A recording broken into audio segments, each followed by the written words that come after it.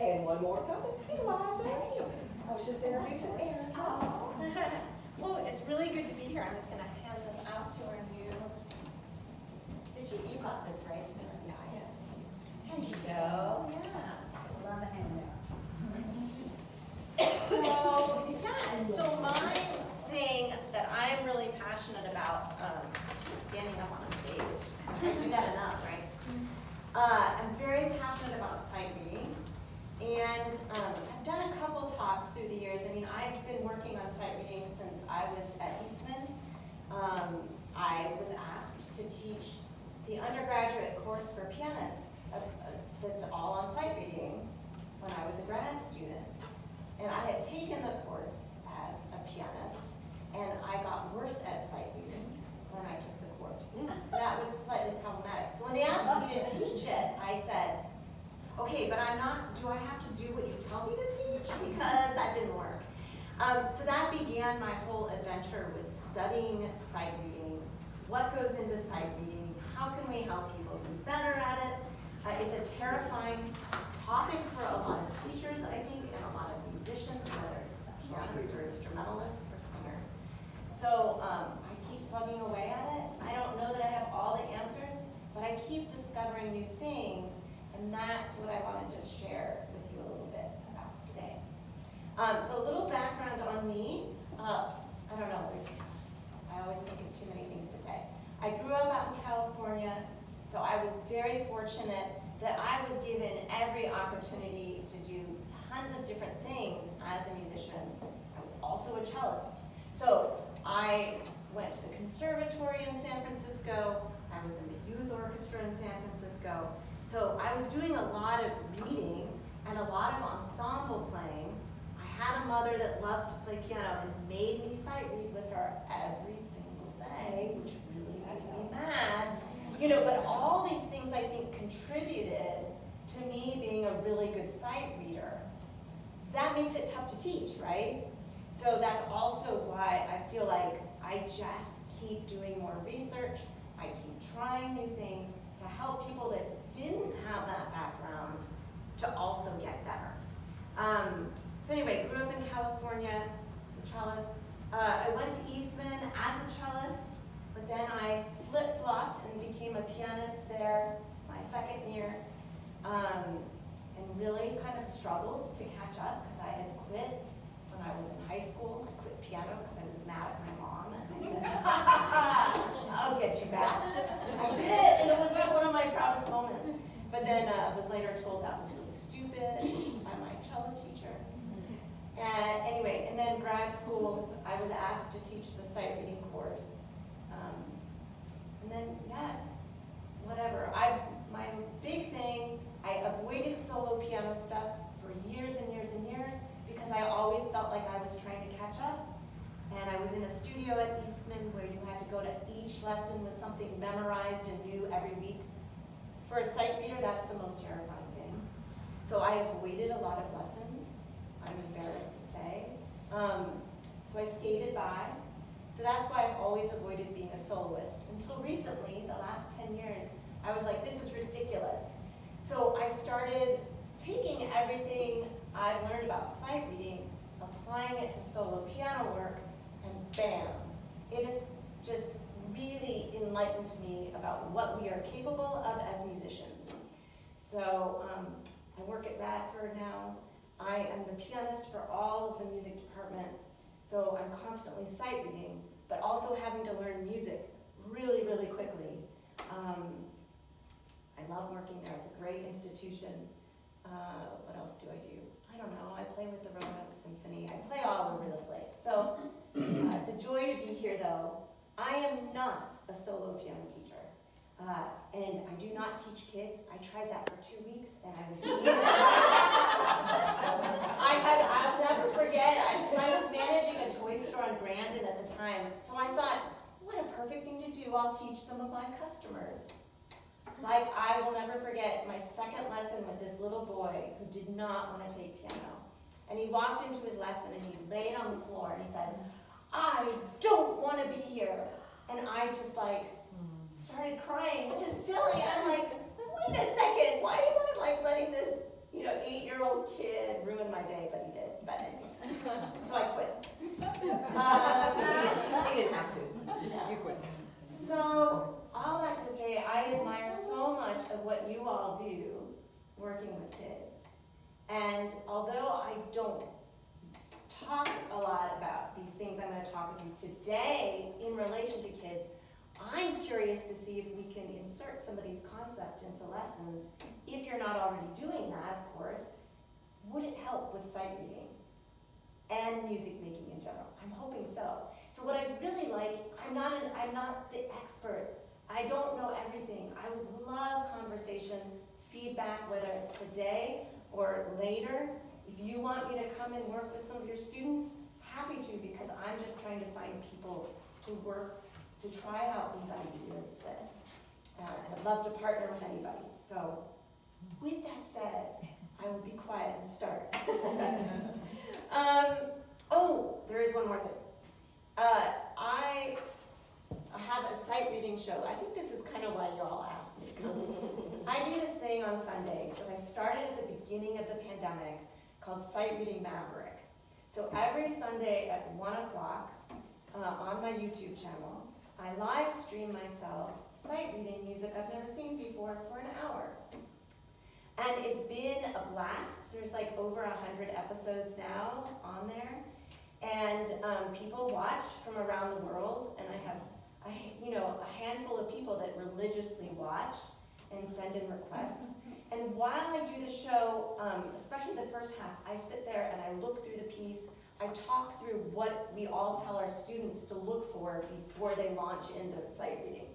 I also, after I'm done sight reading, I'll sit there and laugh at myself or say, well, that was a disaster. Here's why it was a disaster. It's just a really fun way, I think, of showing pianists of all ages that sight reading can be fun, does not have to be perfect, and we're all learning, no matter how many years we've done it. So if you ever want to stop by and watch, there's a lot of episodes, but it's fun. So I'm back on the sight reading track of talking about it. So, all right. So with all this experience that I've had over the years, I've come to a couple conclusions. One is that I think sight reading, yes, I've affirmed that sight reading is a really, really important skill for everyone to have and for everyone to engage in at their own level. And I think it has more to do with it's not just about getting the skills so you can accompany a choir or be an accompanist. It goes so far beyond that because I really believe that the skills, if you can sight read well, if you can sight read musically, that means you have tons of skills that make you a better musician and that can be incorporated into solo piano playing or whatever it is you want to do with your musicianship. And I think it's a key to letting go of perfectionism, which I think, especially in the younger generations, this quest for note perfection flies in the face of sight reading. But when I work with a lot of young people on sight reading, they still feel like it has to be perfect. So I feel like if we can address some of these issues that we often talk about in sight reading, but also start to plug them into solo piano playing, I truly believe that even if these kids never become musicians professionally, they will find more enjoyment and more success in what they're doing as a musician, as an amateur, whatever, because it's just going to open their world to what's possible. I also think that sight reading will open the door for them feeling like they can play music with other people. When we have these pianists, young pianists, that spend all semester working on the same pieces so that they can perform it at their final concert, they're learning in a very different way a lot of the time. But if we can insert a lot of these skills I'm going to talk to you today into their solo rep learning, I feel like they're going to be able to learn their music fast or more quickly. And then they're going to play piano in that community band concert that they asked me to do. I don't need 4 months to learn it. Maybe I can, maybe I'll try it. But they need different skills than sometimes I think we have the time to offer them in our solo teaching. Again, I'm not a solo teacher, so I'll need your feedback on some of this, but but to me, the challenge when I talk to people about sight reading, there's a couple things. There's this myth that if you're not a born sight reader, you're never going to be good at sight reading. Who's heard that before? Anybody? Or does anybody feel that way? Well, good, I'm glad. Because I get that pushback a lot. Somebody that's born with a lot of the skills that are great for sight reading, yeah, they might be better in the long run, or they might feel more comfortable at it. But that does not mean you can't get better. I've learned that from working with people on it. So if you hear a young student saying that, say, nope, I don't buy that. Good try again. Another myth that I think gets perpetuated a lot is that to get better at sight reading, all you do is just keep doing it. That one really bugs me for a lot of reasons, which I think you'll get the hint at by the end of this little presentation. But I just think there's so much more to it. And I feel like by telling somebody, well, just go do it every day, you'll get better. What if they don't get better? Then how does that accomplish anything? It makes them feel stupid, belittled, like they really aren't talented. And I think that's a shame, because I really do think people can get better. They just don't know how to get there. Another myth that people have that I already hinted at is that there's this myth that when you sight read, you have to be able to, in order to equate to success, you have to be reading every single note that's on that page. And that's one of my goals on my sight reading show, is to prove that to people. That's why I put links to all the scores that I'm reading in the show notes. So people, and I encourage people, please follow along in that score. I want you to see how much I mess up. I want you to see how many notes I leave out. I want you to see what I leave out, because that's not the goal. And a lot of people, some people have pushed back to me and said, I don't believe you're actually sight reading. And I'm like, are you looking at the music? And they'll say, no, but you're learning it beforehand. I said, no, look at the music. I'm leaving lots of stuff out, So it's just, it's tricky, but just if we can get kids to see that it's not about learning or reading every note on the page, we'll be in good stead. Some other challenges, and again, feedback from you would be great. I think as teachers, we don't have a lot of time. You don't have a lot of time. You're doing so many things with your kids in a short amount of time. How do you dedicate time to sight reading? I think it's hard. So that's why I'm going to propose something else today and see what you think. Another thing is, sight reading is really hard to do by yourself. Like I said, a lot of my training happened when I was working with my mom, when I was in an orchestra, when I was in choirs. So that's a challenge. And then another challenge is that it's hard to know what to read, right? How do you find all this music? It's easier these days because you've got the internet. So IMSLP, does everyone know about IMSLP? Internet, music, whatever it is. Great resource, because kids these days can just pull it up on their iPad and they'll have tons of music to read. But that can be a challenge. And then the last thing is that so many people are just plain old intimidated, and they get discouraged really easily. Because when you go to lessons, you want to impress your teacher. You want to impress yourself. You want to see fast results, or they do. With sight reading, it's a little bit of a different challenge to get yourself to that place where you're feeling really good about it. But it can be done. So here's my solution that I propose, and I'd be so curious what you all think about it. You know, and I'm going to digress for 1 sec.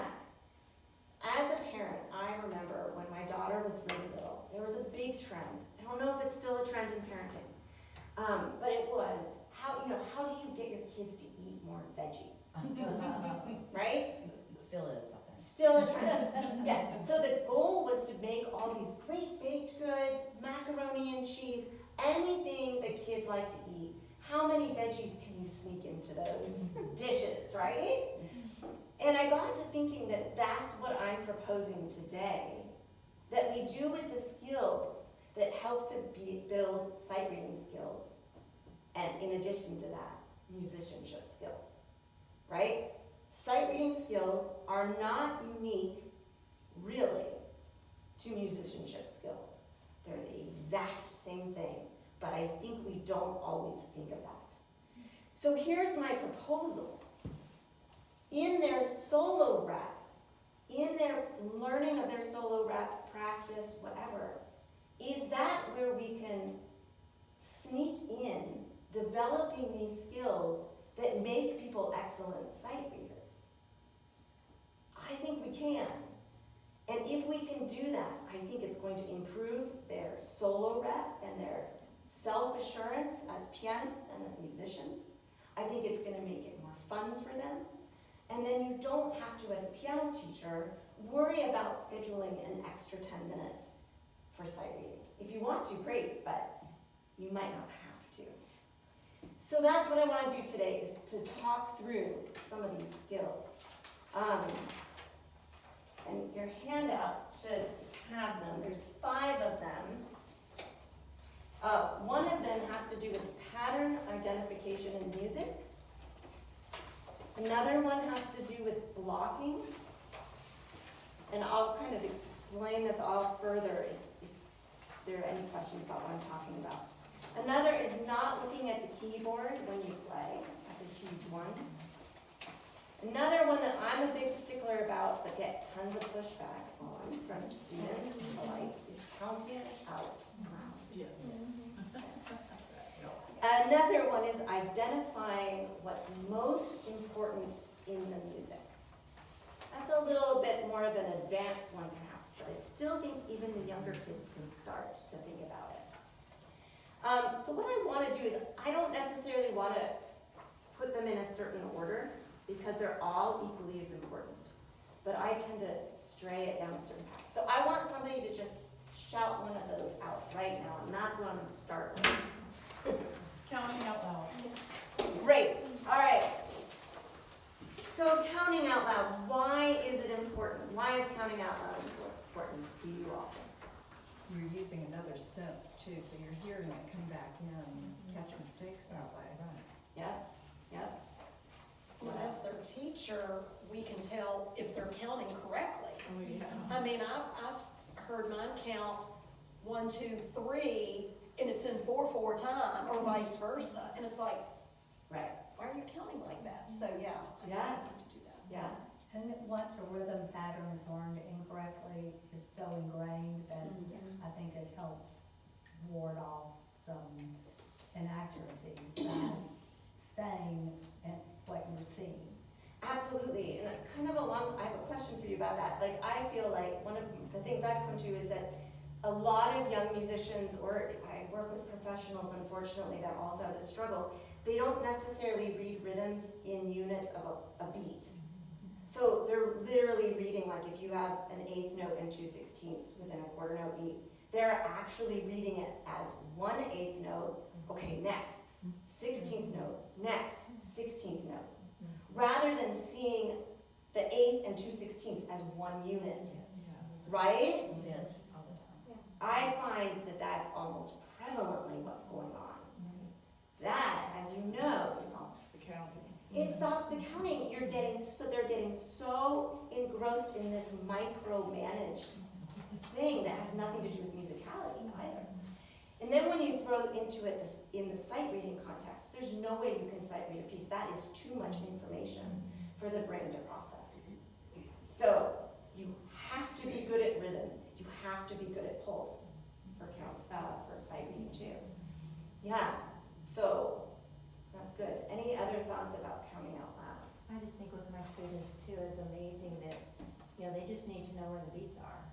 Yeah. And the ones that, when you have them count out loud, you realize that they don't, or even to be able to look at, like I love using, Wendy Stevens, her. Oh, yeah, her rhythm. Yeah, her rhythm, I love that, and just pointing out, this is why these notes are grouped together, and can you just go through 1, 2, 3, 4, 5, I don't care about the ands and everything else, Right. to find where those are, and it's hard for some of them to do that. Oh, yes, absolutely. It just seems so obvious to us. Yeah, it does, and that's why teaching is such a joy, so how do you translate that to them?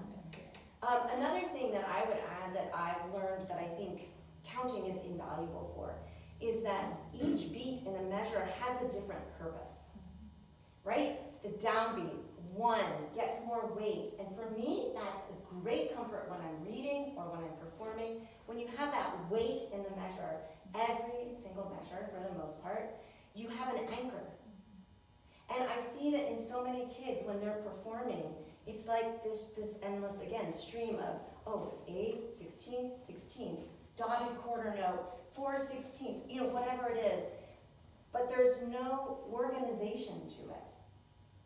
And I think the word I use for them a lot is I feel like they're untethered. And so once they start the piece, it's like, oh man, I've got to hold on. Here we go until we get to the end. But there's no places of rest in the middle. Maybe when you get to the end of a section, you'll get them feeling like, okay.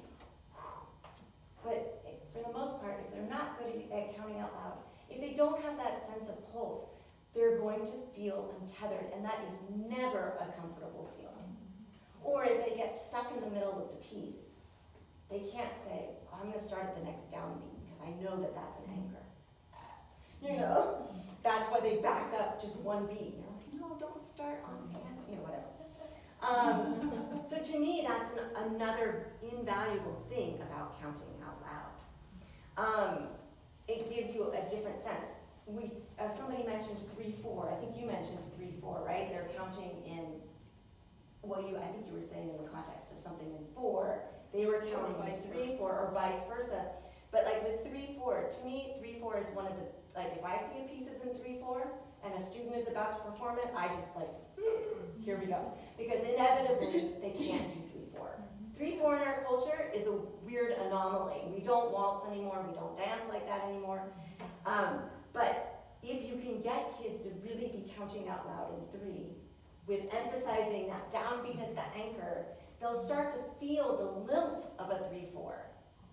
And it's going to feel so much better. Again, it's going to feel anchored, tethered. It has a different gracefulness to it than something in 2/4 or 4/4. And so I think it's really important for them to get that sense. I have a dance monkey, and with 3/4 rhythm, I get them up on the floor, we dance with that monkey. Or 1. Yeah, that's awesome. And they look at me like, what are you doing? Try it. Come on. So I have them do that, and it's a lot of fun. Yeah, you have to physically do it. And that is so important too because, I can't remember who said it, it does engage another part of your body, right? It's ears, but it's also this physical sense. So as a teacher, I don't teach many people, but all of my students, I make count out loud. No question. I don't let them say, oh, it's hard. Oh, if they stop in the middle of a piece, counting out loud, I stop them. I say, nope, you stopped. Don't stop. Why did you stop? Oh, it's because it's a tricky section. Okay, acknowledge that it's a tricky section. Figure it out within counting out loud. Then we'll talk. Then we'll go back and do it again. Now, to you, one way I've appeased some of these who are so reluctant about counting, I'll say, the absolute is you have to count aloud when you're sight reading. Once you can play the piece beautifully or play it correctly, you don't have to continue to count aloud. Do you think that's okay? I actually do the reverse. Oh, really? Yeah, so Okay. here's the thing, and I forgot to say this earlier when I was talking about why I would love for people to try to insert this stuff into solo stuff. It's also the reverse. So another reason I want to try it in the context of a different space is because people are so intimidated by sight reading. You are processing so much information that I've learned that to ask a student to count out loud while they're sight reading, too much. at least at first, if they're not good counter out louders in their solo playing, we cannot expect them to be able to count out loud when they're sight reading. Because there's so much information to process, so much more difficult. So that's why I would challenge you to approach the counting out loud in their solo stuff, so much so that they're really starting to develop their own sense of pulse, so that when they go to sight read, they may have the counting out loud in their head, but at least they'll have that pulse. They're more likely to have a sense and a knowledge of what it feels like to have the pulse be the guiding force of sight reading rather than delivering the notes on the page. Because see, so often the students get it flip-flopped, right? So when they're counting, a lot of times their counting is based on what they can physically do at the piano. And that's a problem. Or it's based on what they think the rhythm is, right? So they'll be counting, I can't demonstrate it, but, can I? I don't know. And of course this turns off by itself. Oh, there we go. So, let's see. 4, 1, 2, oh shoot. 3, 4, and they would say that that's counting out loud, right? Yeah. Is that counting out loud? No, they flip-flopped everything. That's manipulating the count. Yeah, it is definitely manipulating the count, and that doesn't address the issue. So if we can really get them to realize, no, the counting is absolute boss, and then you lay the music on top of it. I like that image, and I use that a lot. So that pulse, it exists in eternity, both directions, in the past and the future now. And then you lay the music on top of it. But they don't get that because we get so nitpicky about what we're doing. We get obsessive. We have to do it perfectly. We have to go back and fix what we just did. No. So if in your lessons, especially like if they have a piece that they've performed multiple times, a lot of times, have them count it out loud. And at first they might say, well, I don't need to. I already know my piece. You'll find out how well they know it when you have them count it loud. It might take a couple times for them to get comfortable with it, but it's a really good challenge for them to have to do. This is just so hilarious to me because I had a lesson this week with an adult who has refused to count. Yes. For the last 2 years, and she's at an intermediate level, and I stood there and listened and suggested. I shared the story with Terry Croner last night. And 2 weeks ago, she's working on the serenade by list, so there are 3s against 2s. Yeah. And fretting over this 3 against 2, which I have a formula that you count for your 3 against 2 if she would use it. Well, she ran into a problem moving from a quarter note to the downbeat, which is an 8th note rest, to an 8th note. And for 20 minutes, I made her move from the 3rd beat to the rest, and she told me this week that she was pissed. She was so pissed off with me. She said, had I been younger, I would have walked out of the lesson. Oh. She said, I am not used to being spoken to that way. And I said, and all I was doing was, of course you can, let's do it again. Yeah, Almost patiently. got it, patiently, exhorting her, Yeah. and I would not let up. And I said, oh, well, I'm glad you hung in there. She said, yes, I know I need to count. And I said, yes. And then I looked at her and I said, many people will not acquiesce. Yeah. And then I said nothing else, and she stared at me and I said, many students will not acquiesce to count. Right. And I said, it's your choice. I can't help you if you don't. They have to do it. They have to do it. And what that really is learning to hear, acknowledge, and become aware of pulse. Right. And to trust pulse Yes. over the note. Yes. it's over the pitch. Yes. Trust the pulse. Exactly. So she, you know, she played, but when she left, I was like, did I handle that? It's hard when you get that, it's Oh, dramatic she pushback was. a lot of the time. It was very upset. Yeah, I probably would have said, well, if you're not gonna walk out, I will. I just wanted her to get it, you know, I wanted her to get it so much. And I mean, I don't really get why there's that. Why I'm the sure we could have a resistance? therapy We session should, about I'm all sure. that. But I mean, I just wanna encourage you, I think it's absolutely imperative that we persist. What about a Very metronome? Do you- So, no, I do not use, so here's what I would say. I don't believe in using the metronome to teach pulse, but for students that are if I'm getting somebody to do counting out loud more on a regular basis, there's no way that they can check to keep their pulse steady without the metronome helping keep them on track. So, but I would not use the metronome without the counting. Yeah. Absolutely not. Because that's a false sense of security, and I see that all the time too, in professionals and everything. The rhythm thing to me is an overriding issue in our musical society, whether you're a beginner up to professional. If I ask a professional I'm working with to count out loud in a very gentle way, oftentimes they can't and they get irritated. That's a problem. So, I like to just do rhythms separately. yes. Because it is so much to ask for, and I don't like a kid when they're first, learning to start reading through a piece.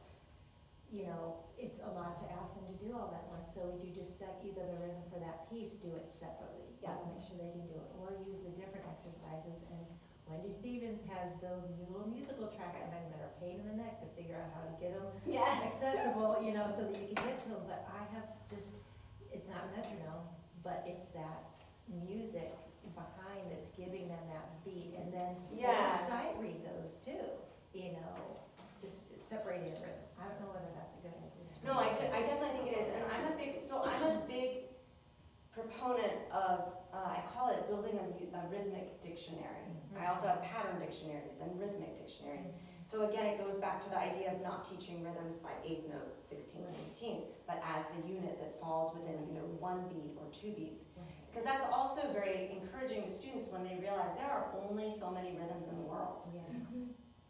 right? But they don't realize that. Right. It takes us to kind of help them to see the patterns and the rhythms. And along with that, what I would say is I'm also experimenting a lot on helping people work on difficult rhythms, but within the context of the beats. And I try to get students as quickly as possible to move away from the little syllables. I only use counts. The main. The main counts. Because what I've seen across the board again, whether it's a student or a professional, is if they're doing the one-e-andas and the one-ands, the minute they go into a subdivision, that then becomes their new pulse. But that's not the pulse, right? And so then they're shifting, and then when it slows them down, it's too much for their brain to process, and they're not processing it musically.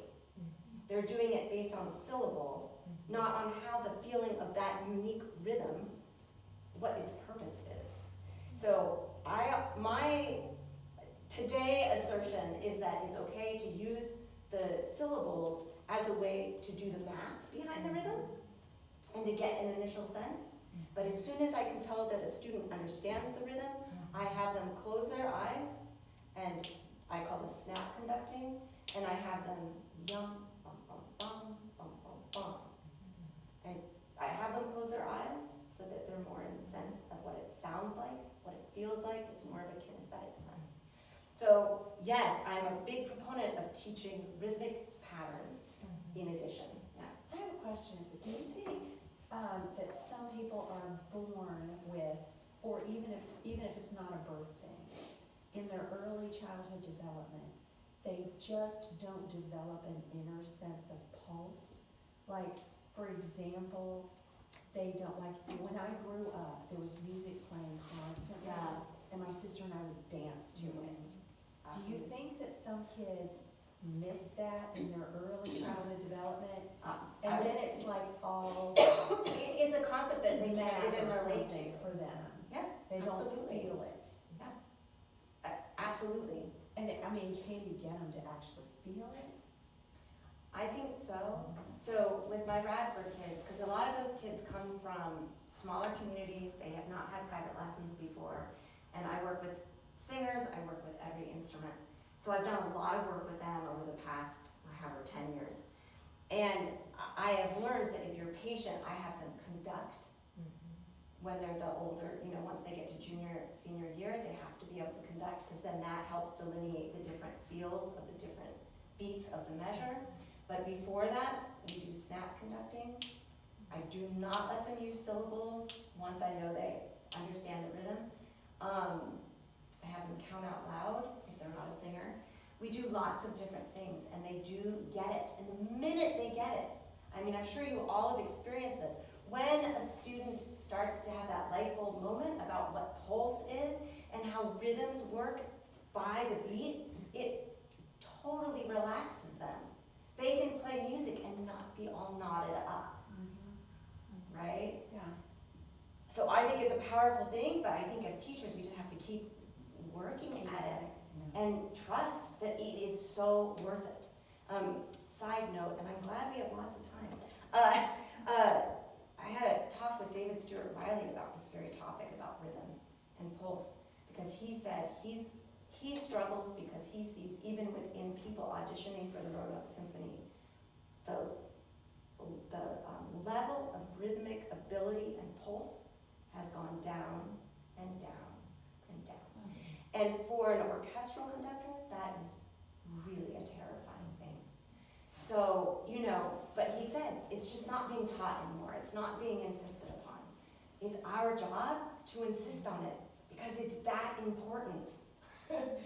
So, and I think it's trickier for pianists because we don't have to play with other people. So it's not made as obvious when we don't have that sense of pulse. But you get them playing with somebody else and it's very apparent. So please keep persisting. And again, I'm still working on developing this method of helping people with rhythm within the context of beats. If anyone ever wants to help, sit down, I'd love to chat more about it. So, but yeah, counting out loud. So then when you apply it to sight reading, of course, it's just very good. You're sight reading the rhythms by the beats, by maybe two beats at a time, again, patterns. It helps with sight reading. And I would also, if you want to tell your students, I'm a professional pianist, and I actually I make myself count out loud more at the end of my time with a piece than at the beginning. Right? Because that helps me to understand where my weak spots are. I hinted at this earlier. If I'm playing through a piece and my counting stops, that's usually a place where I put a little check mark and I revisit it later. Most likely, I haven't quite gotten comfortable with a rhythm or a fingering. Counting out loud is magical if you let it be magical. And also, like when I'm at the later stage of a piece and I'm counting out loud, really being sensing the importance of the downbeats, a lot of times I realize, it's because I thought this beat was the downbeat. It's not the downbeat. That accent is actually on beat 2, not beat 1. And then I say, why did you do that? Oh, that's really clever. So it's just lots of fun. And for the students that are getting good at counting out loud, I encourage you to throw out those questions. Why did that counting trip you up there? Oh, because the accent's there, so you assumed that was beat 1. It's not, is it? Creates a lot of good conversation. So, okay, I think I should go on to another one. Any questions about the counting out loud? One last question. Yes, Sarah. So you don't allow the little syllables. This means you're only using the main beats. Absolutely, and that includes when you're working with 2 against 3, cross rhythms, all that type of stuff. I have a different way of teaching those. I do not do the nice cup of tea, I'll use it for just a second while they get it in their ear, but then I try to quickly transition them to feeling instead. I have them alternate between yum, bum, bum, bum, bum, bum, bum, bum, yum, bum, bum, bum, bum. So, and I say, what is the feeling of a triplet? What is the feeling of a duple? How does that feel in this hand? So it's a little bit of a different way, but anything to keep them out of the smoke coming out of their ears. Yeah. Never a good sign. Good, okay, what's another skill somebody wants me to talk about next? So I don't have to decide. Blocking. Blocking. Okay, does everybody know what I mean by blocking? Yeah, so, but I am so, how many teachers incorporate blocking into their lessons? I'm just curious. Okay, good. Yeah, so what I'm, just to make sure we're all on the same page, actually I'm gonna use the second example, remembrance, down there. So instead of,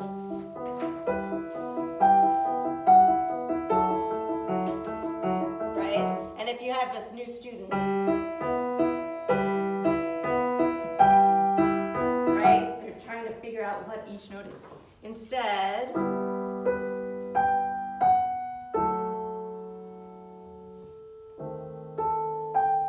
so that's what I mean by blocking.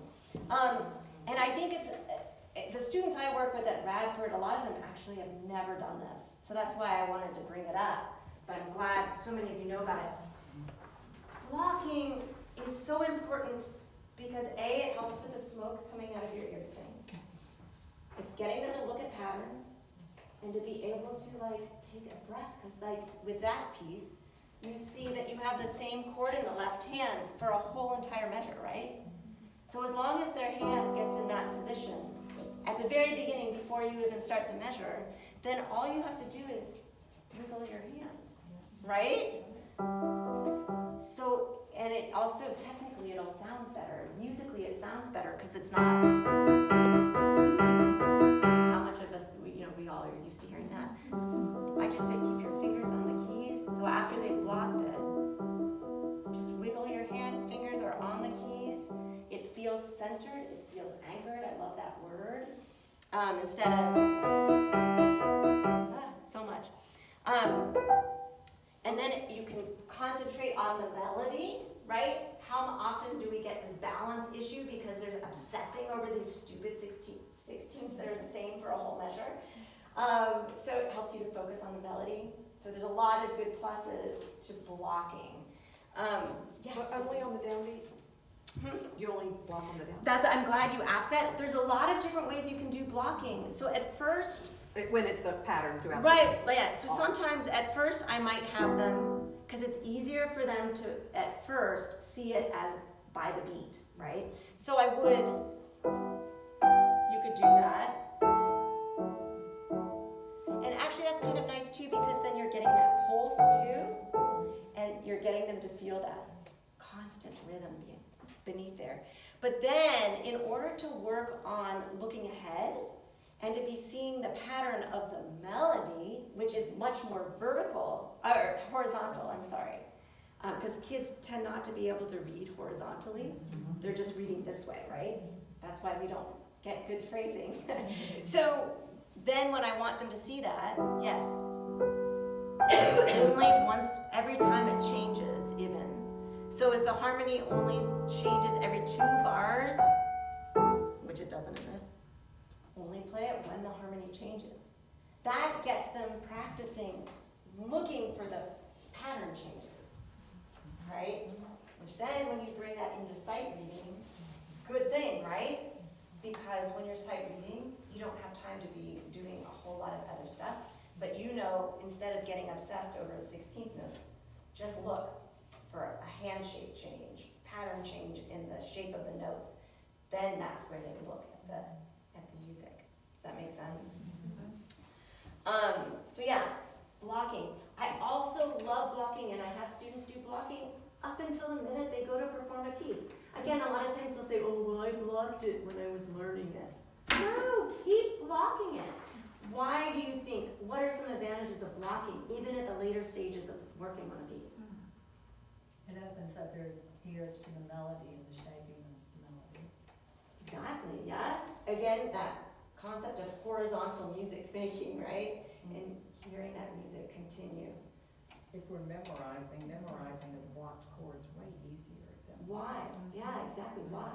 You've got that unit, you're learning how they move from one beat to the next beat instead of thinking 4 16th notes that just travel to 4 more 16th notes. Yeah, so overwhelming, right? And one memorizing instead of 4 notes. Yeah. Or 3 notes. Absolutely. memorized in one chord. And another thing I would also say is that when you're processing the notes as chords, we're talking about harmony here, you can get them to start, and I do this with the kids. Okay, so you're blocking, and while you're doing this blocking exercise, how does that chord sound? How does it make you feel? Right? That kind of makes me uncomfortable. Okay, good. Well, that's a little not as bad, but then. So now you have a shape for 4 chords in a row that's, guess what? Musical. Instead of.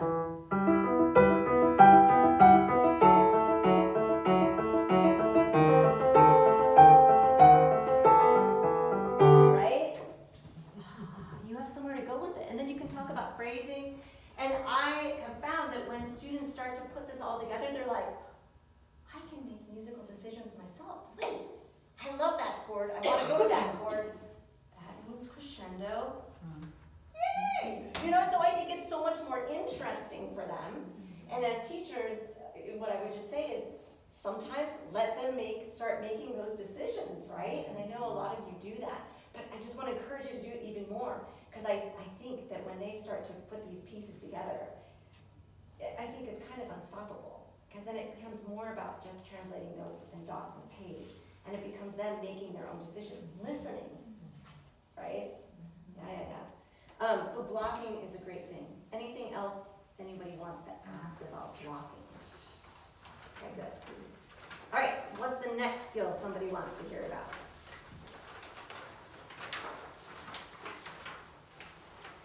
Well, I was looking at them, not looking at keyboard and hands, and I didn't know what a dribble glasses are. These are glasses that basketball players use. Or barbers. Do you have some? Yeah, I've actually never used them. Oh. So these are dribble glasses. Yes. So I have not used them because I've trained myself not to look at my hands. But when they wear them, they can't look down at the keyboard. So I mean. Oh, they can, but. Oh, that's pretty obvious. And I think what's really good about them too is that it's so hard when it's them doing it. They don't realize how much they're looking, right? You get that probably all the time in lessons. You're like, no, don't look. I'm not looking. Yes, you are looking. At least we have phones now where we can easily record it and say, check out how many times you just looked down. But the dribble glasses, I think, can help make it more obvious to them. Like, oh man, yeah, look. So that's what dribble glasses are. Where do you get those? Amazon. Yeah. I think I got a 6-pack or something like that. So does that train basketball players just to have that? It does, yeah, obvious because direction and they're supposed to be looking they where they're can't look going, down. which is exactly what we need in music making too. Now, of course, with solo rep, when they're memorizing their music, I hear that excuse all the time, well, what am I supposed to look at? Whatever. The point is you're supposed to be able to play your piece without looking at your hands.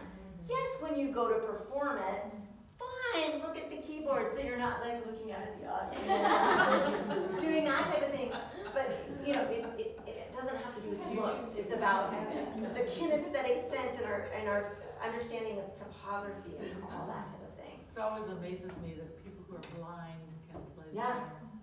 piano. Yeah, well, I mean, I could talk endlessly about that too, about piano technique. I mean, when you watch a blind pianist, their fingers are on the keys. Yeah. And They a lot of kids, And what the students will find is if you demand more and more that they don't look at their hands, they're gonna realize, oh, I have to stay closer to the keys. Yeah. Which then is also more musically pleasing, usually, unless you're playing Prokofiev or something like Bartok, where the up above the key approach is great. But for most part, we want to stay close to the keys. And it helps them feel anchored, right?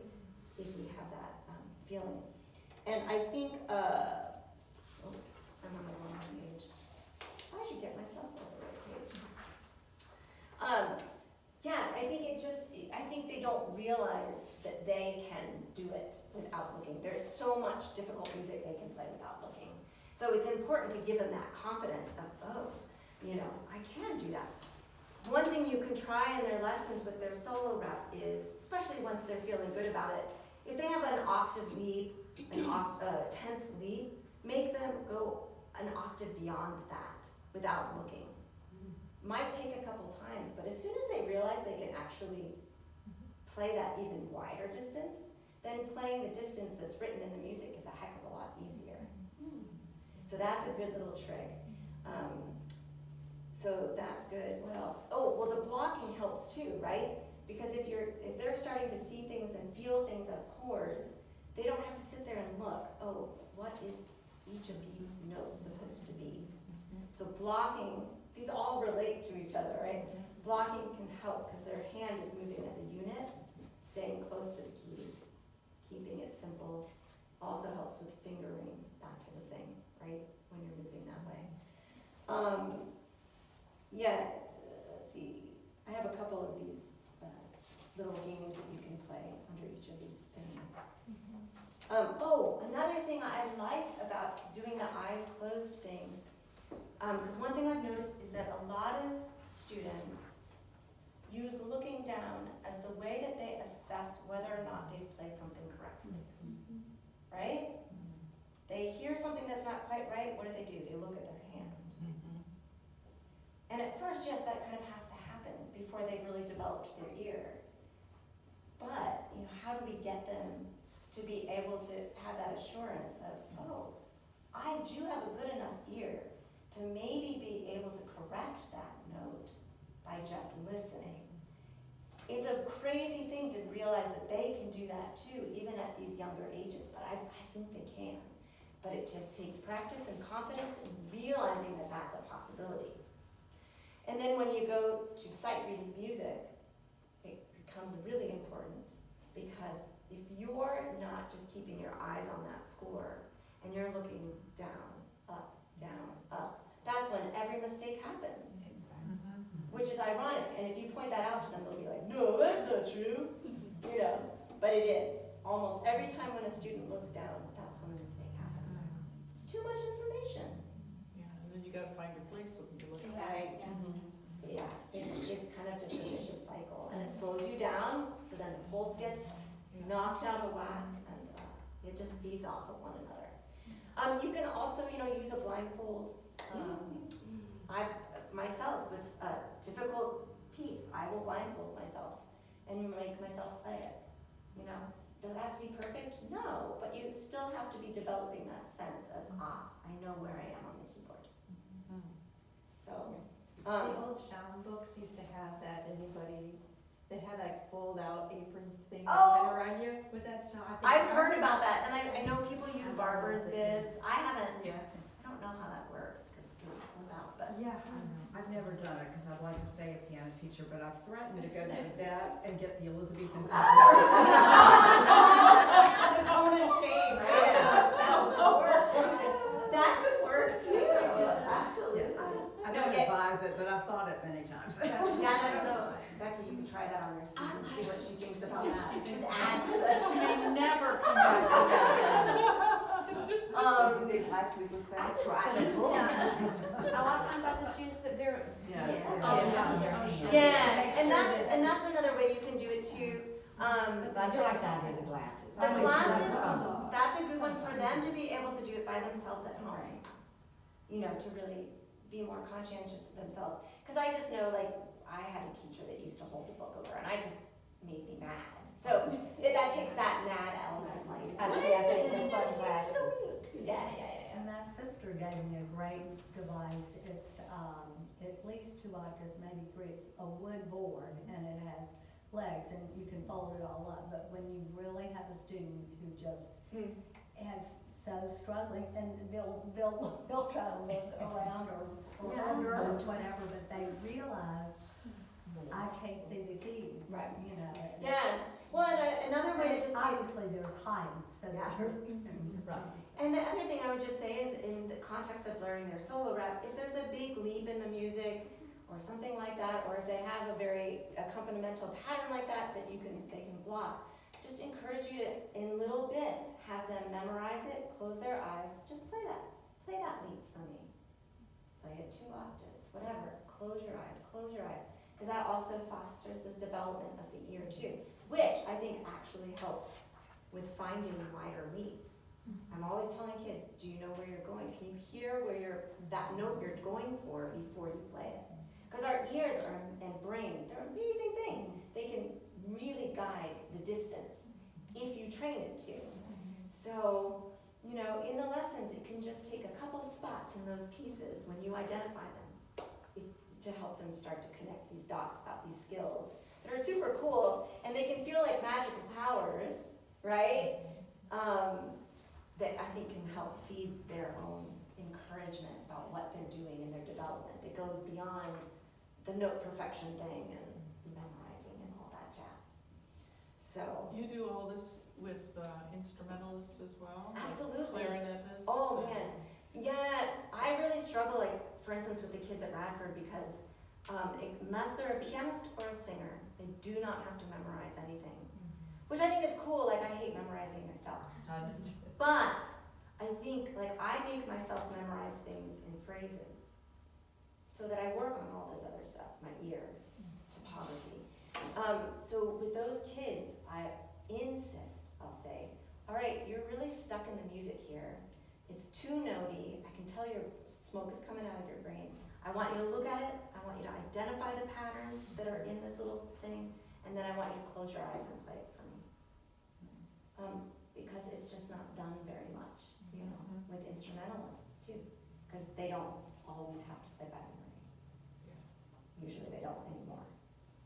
So, and I think that's a shame, because they're lacking some of these skills. Great. Yeah.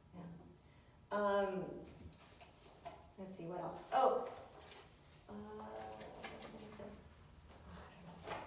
My brain is a million places right now.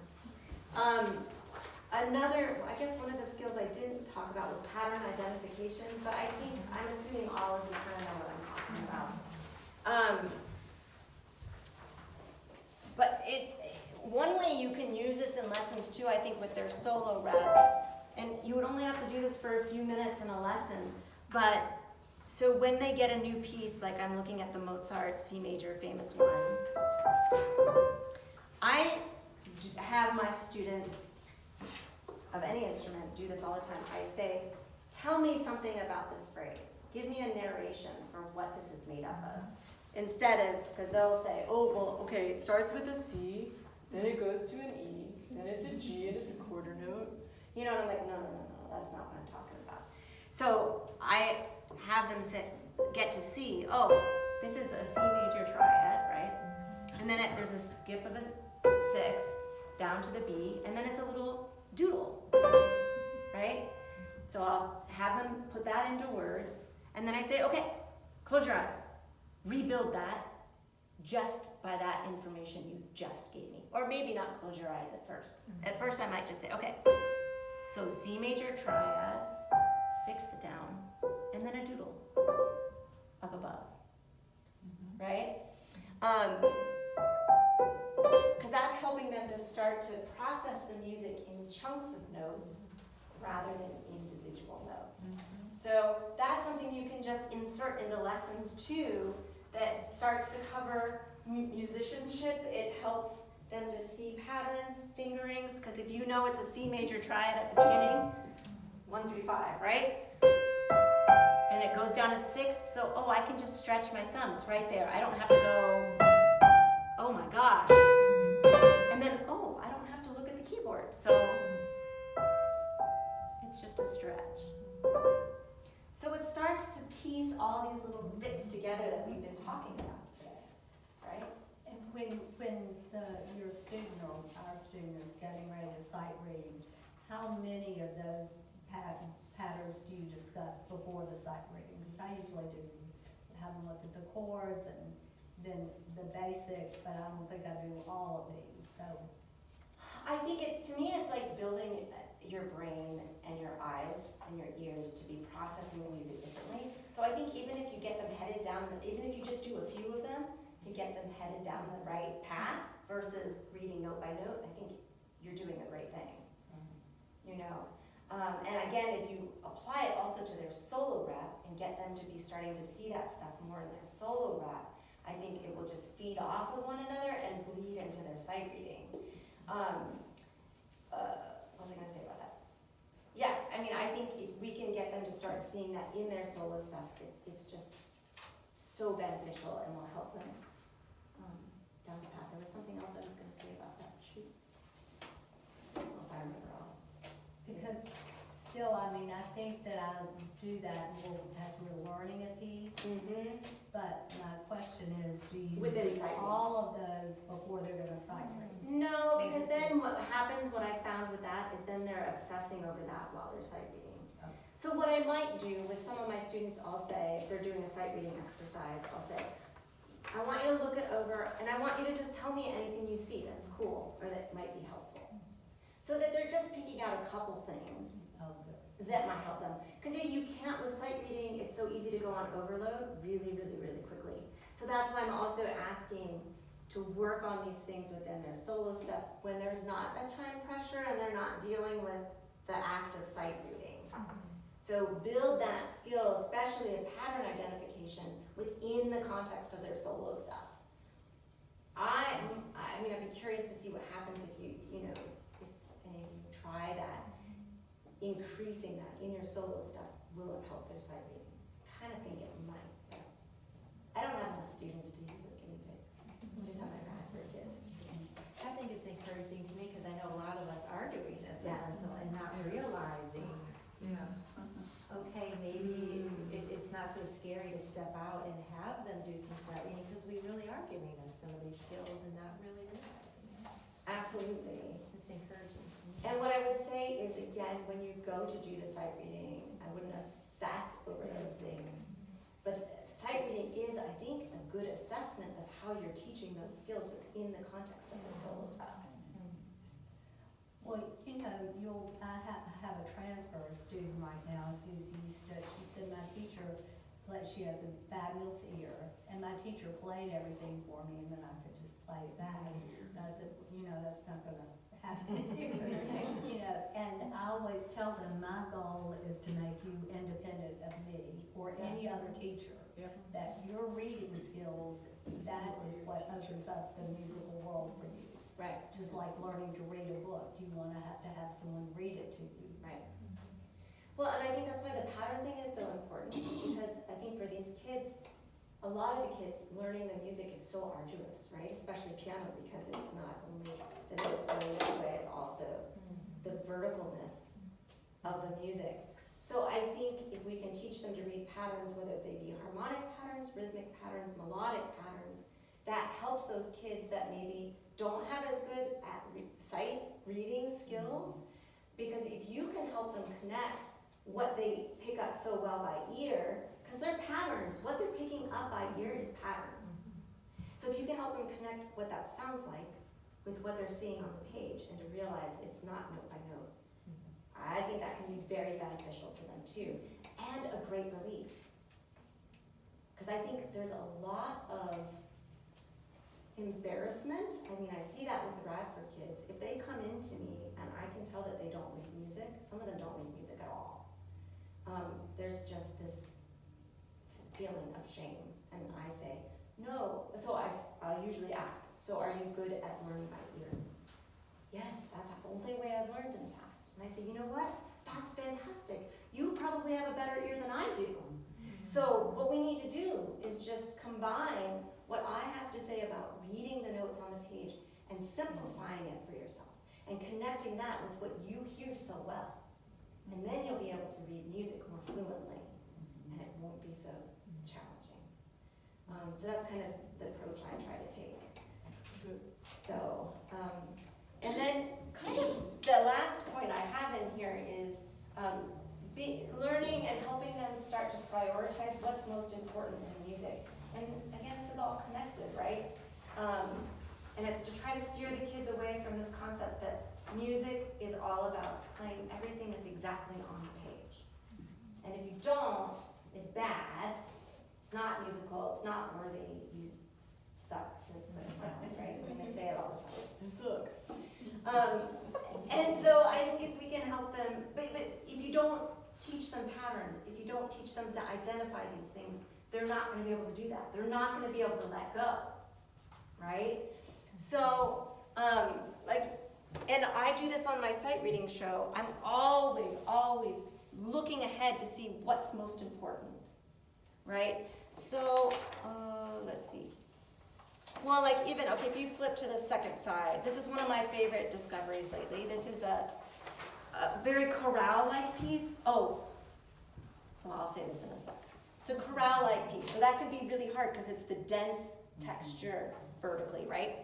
So, and at Eastman, when you do Bach chorales, you know, they're like very note perfect about every single note in the chord, right? So, but again, so much information to write, process. Oh shoot, there's a tie, oh my God. And a rolled chord, oh my God. So much, but so what I instead have students do at first, and I do this when I'm sight reading, I only focus on the soprano and the bass, Oh, okay.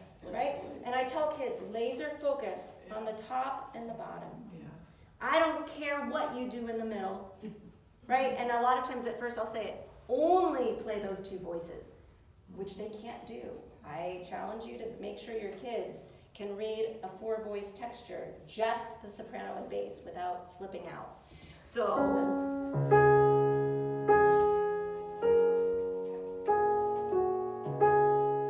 and as musically as possible, right?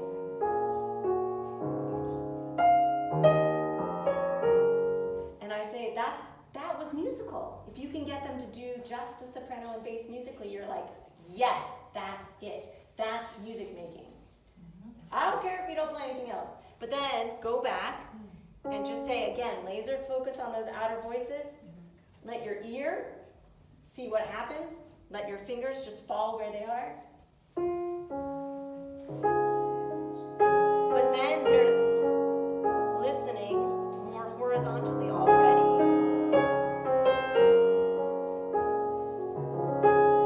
Whatever it is. It's a really beautiful song. It's on IMSLP. But yeah, but that also gets them away from the note perfectness. What's important here, right? Then you go to something like, the piece on the bottom of the other page. Again, is this what's important? Not the notiness, right? But what is important in the left hand? The harmony, right? So in sight reading, if they wanted to just, fine. If they want to block it, is that still this piece? It is, right? But they need help. They need help because, as you know, I'm sure, in schools, they take a test, and if not everything is exactly right, they fail, right? There's only one answer to everything. In music, it is not that way. You all know that. But it's so hard to get that across to them. So, but I think in addressing all these issues we've been talking about today, it can help them steer in that direction. And I think they feel a great sense of, like, relief. Oh, this is what it's all about. Oh, it don't have to be note perfect. They go to perform their solo piece. They're in a weird place. So if they end up playing something blocked instead of note written, who cares, right? But they have to have those skills first. They have to be used to doing that before that ends up being their backup. So I feel like my brain is very scattered, sorry. But I hope some of these ideas, give you some ideas. Any questions from me based on kind of what we've been talking about? Do you give them sight reading homework to go home and do that you would No. never know if they did it correctly or not? Exactly, I mean, I just don't see the point in that. Yeah. And here's, I forgot to say this, I feel like there's, all those sight reading method books, a lot of the music in those things is terrible. They aren't based around patterns at all. Like, it's not like any music these kids would ever care to read, ever again. I have several students in the UK because they all do the ABSRM certification diplomas. And I struggle because I have all those ABSRM sight reading books. It's not even music that they have to sight read. It's terrible. And so I can't even guide them through those books because end up saying, frankly, this is not even a piece of music. Because to me, music is based on patterns, right? A dictionary of patterns, whether they be rhythmic, harmonic, or otherwise. And that music is not made up of that. So, all that to say, I would just take standard rap. Go find, there's a lot of good, easy Schumann pieces, all those little Czerny studies, Divernoy, I don't know how to say his name, but there's lots of good studies that I think serve a better purpose. Things with patterns, stick to things with patterns. So what you could do, and I do this with a lot of my students, is take this volume of pieces, and I want you to just pick a couple, and when you come back to me next week, I want you to talk to me about them. What do you see? And how does what you see make it easier? How does it simplify it? So getting them to talk about the music in a narrative, more of a narrative way, will help you to see where they're coming from and that they're starting to see music as a language versus the note by note issue. Get them talking. And at first it's really hard, right? But I think it unlocks a really important door. Do you find them going on YouTube and watching these tutorials and learning to play pieces without any score? They just watch I know the that. person So play don't from even above get it, me started. and then they come back and they can play this whole piece. And Especially the note dropping down. I Yes. don't get it. I think how in the heck can you, and they do it. They do, and obviously it's effective, and it's teaching them how to play. And in a way, it does keep the beat. They have to keep up, Yeah. but then ask them to count out loud while they're doing it. They're missing It's just something. interesting. They come In in that. play pieces. How did you do it? And chances are, if you got the score Yeah, they can't of that, Right. they'd be clueless. They wouldn't even recognize that it was the same thing. 'cause But that they could be an didn't. interesting exercise too, is to get one of those pieces that's how they learned it, and to help them connect with, notation. But also they can replay and watch that over and over and over again, and they learn. But, yeah, I guess it's one of the things we're facing too, as music, technology music has profession really is. changed. Because to them, that is more, it's like a video game, Yeah. right? So it's satisfying in a very different way. But I'm pretty convinced from working with my students at Radford, when you get them to start seeing music in this different way, it empowers them because they realize they don't need the teacher necessarily to start making musical decisions themselves. That to me is one of the most important things because that's so much of their education is just reproducing what they're told to say. Right? And then getting the A or the F, and that determines whether or not they've succeeded. But music offers them something to learn things in a very different way that's more open-ended, right? Oh, there's like a lot of different ways I could play this phrase? Oh, cool. But I think if we can tap into that, it'd be great. And I don't care if these kids don't ever become professionals. It's getting them to think in a different way and to process in a different way and problem solve. We've all got students, I know, that just it takes them forever to learn a new piece. Yeah. And it's because they're such bad sight readers, and I keep trying to work on that, and Yeah. thanks for some tips that'll help a lot. Yeah. Because if they just struggle so much to get through the first page of something or the first few measures of something, and then, and it's because they're looking at their hands and they're not recognizing the patterns and Right. all those things. Just keep persisting. Yeah. Keep persisting. And I think it takes so much time even within one person. Like, you tell them and then they come back and it's still a struggle the next week and you're like, oh, but just keep persisting. And so I think it's just so important to help them to see that. And for us, it can be so much, it's so easy. We're like, don't you see the patterns? They don't. They do not see the patterns most of the time. I love hearing you say it's encouraging to me that, it doesn't have to, teaching this perfection. It's in our natures, right? It's like, okay, I'm gonna cross this piece off, but they didn't get that rhythm right. But I just have felt so free to be able to, I like to get them through a lot of pieces. Yeah. And thinking that no, because I struggle with this, like, okay, no, they're not gonna start read at home. I'm like, oh, this book looks really great. They're not gonna do this at home. That's asking too much, but being able to focus on something, each little piece that they do, getting them through more repertoire, then they're reading more.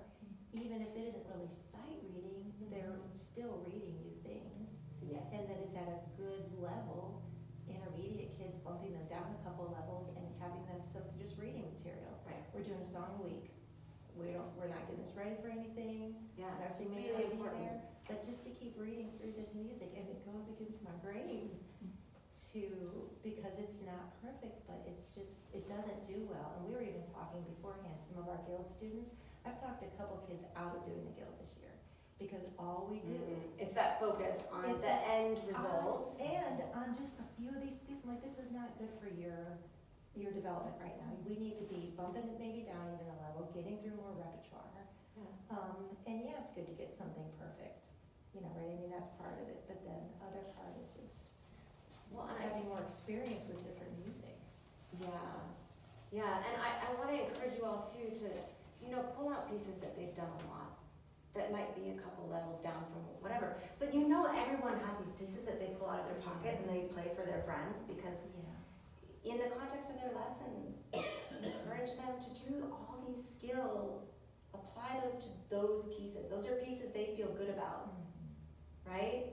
So it's a lot less that they have to process. And you have to be encouraging, because you have to say, now it's gonna be harder for a little bit while you're working on the not looking at the keys, while you're looking at trying to process the patterns, but it's gonna be worth it. Count out loud. I want, bring that back to me and count out loud. They're going to see how much better it feels. When they thought it already felt as good as it could get, they'll be like, oh, wow. And then they can apply that to their stuff in the future, hopefully. I don't know, let's see. But yeah, and I think that type of practice too, since they've already played the piece, it's not about perfection anymore. It's like, let's try this other little challenge. Right. Yeah. So I just want to encourage you all. And any other questions for me? What are the hands over there for? Oh, you guys can take them home with you. Oh, so I thought we were gonna build some chords or something. No. So it's like to remind you to sneak your veggies in. Yeah. The skills, so inside you'll see the 5 little skills in there. So you can even have them pull it out and say, what are we gonna do today? We're gonna not look at the keyboard a little bit today. So that's what those are. I used to manage a toy store, can you tell? I'm always thinking about Was it imaginations today? Yeah. And just to explain, so I wrote these notes up for myself, and I thought, well, maybe it would be interesting to you all. And then down below on each page for each skill, there are a list of suggestions I have for how to apply some of these skills within the context of their solo rap. So hopefully it just gives you some ideas. And on the back of it, there's just ways of contacting me and finding out more information.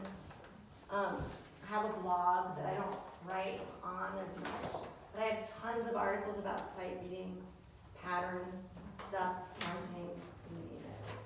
It's all there. So for a photo opportunity, could I get you guys to just stay where you are? And then can we pass these out? Yeah, And then I'm gonna stand in the back of the room. Are you And guys Erica, are you gonna be picky about your vegetables? What'd you do? I love this.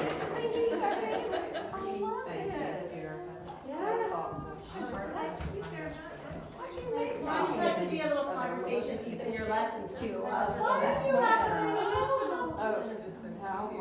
You know what I thought you were gonna do these? What? Have us look at them and then later on say, okay, now write down what all you can remember. These like for the play. Yeah, absolutely. I was wondering, where's she? Okay, so here's what I'm thinking. You guys, Erica, you stay up there, but you guys just turn around and smile at me and hold up your peanut vegetable. Okay. 1, 2, 3. Okay. Thank you. How do we get you in there? She'll